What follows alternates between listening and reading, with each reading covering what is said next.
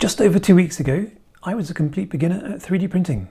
I had never printed something myself, never run any slicing software.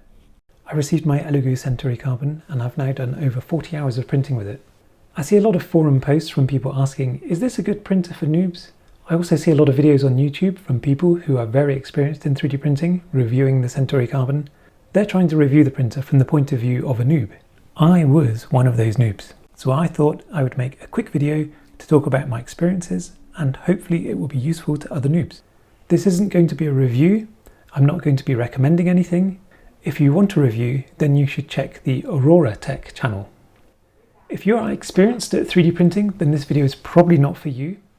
I'm not going to make you wait until the end to find out what I think. I'm really enjoying using this printer. I've had some really nice prints from it. I've also had some failures. I'm still learning about 3D printing. Just a bit of background about myself. I have some experience in mechanical engineering design, but it's not my day job. I've had plenty of conversations with friends and colleagues who use 3D printers. We've talked about designs.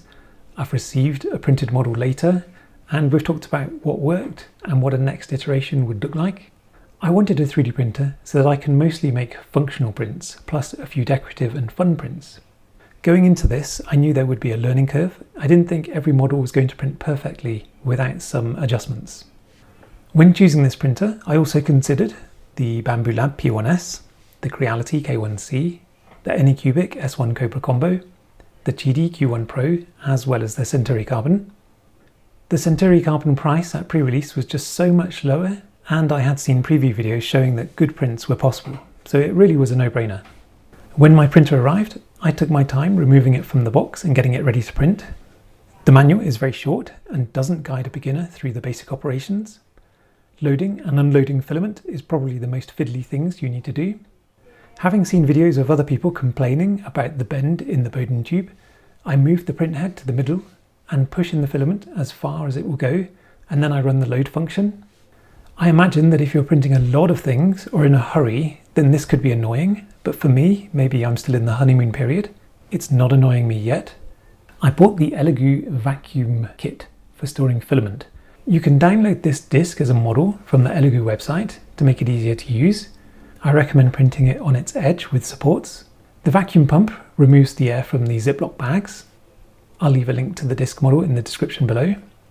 As a noob, my plan was to print some of the pre-sliced models first, the benchy, the boot bin, the scraper, and top lid brackets.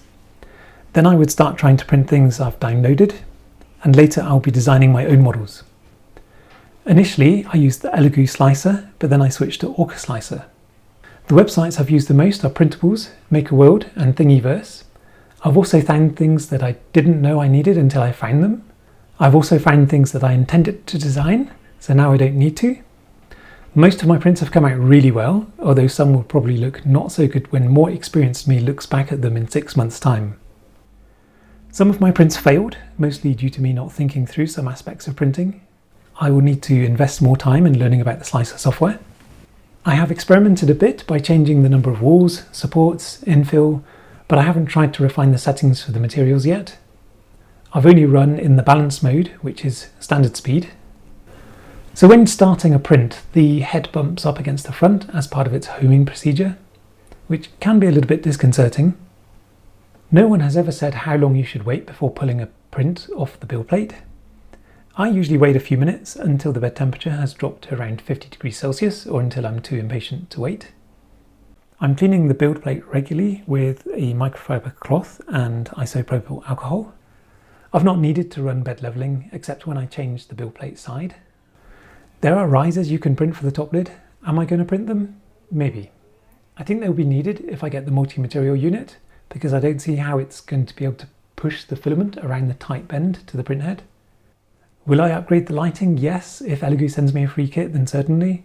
If not, then I probably will do so at some point. Okay, so here are my comments in conclusion. All of the prints I've made so far have come out well, and I'm happy with the quality. I'm hoping that as I learn more about the printer, learn more about the slicer, and calibrate things, I will be able to get even better quality. The print speed appears to be fast. On average, most of the prints I've done took about an hour. Some took a few hours, and some took 10 to 20 minutes. Again, with more experience in using the slicer, I might be able to shave off some time. The build quality of the printer itself seems fine, but only time will tell. I think how well the upcoming multi-material unit design integrates with the printer will reveal if Elegoo cut too many corners. The current price of this printer means that it is very good value. There is cutting corners and there is cutting the right corners. I think Elegoo have probably cut more of the right corners than the wrong ones. It's still early days and I'm still learning a lot. I'm having fun with it and I think I'm going to continue to do so.